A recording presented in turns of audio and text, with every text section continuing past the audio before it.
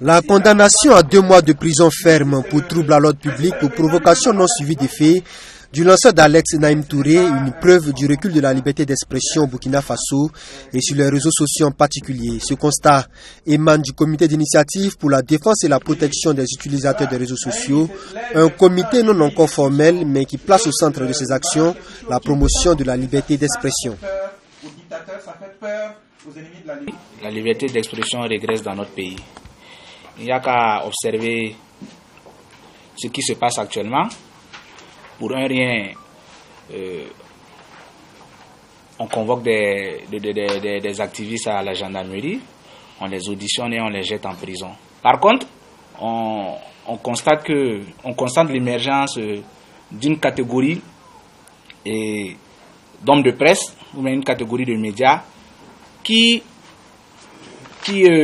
cette catégorie-là caresse nos autorités dans le sens du poil.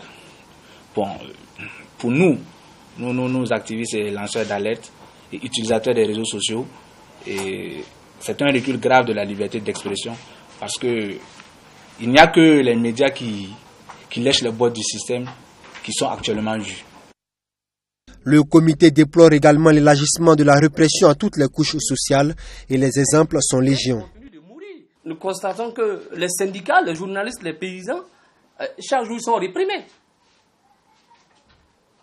Les paysans de Niankorodou, de Matiakwali, de Orodara, chaque jour les gens sont arrêtés. Voilà, ce sont des répressions après l'insurrection. Donc, les mesures répressives là s'étalent à tout le monde.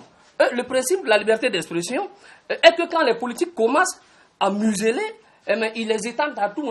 D'autant plus que nous savons que la première des libertés, c'est la liberté d'expression. Si cette liberté-là n'est pas garantie, mais les autres combats resteront vains.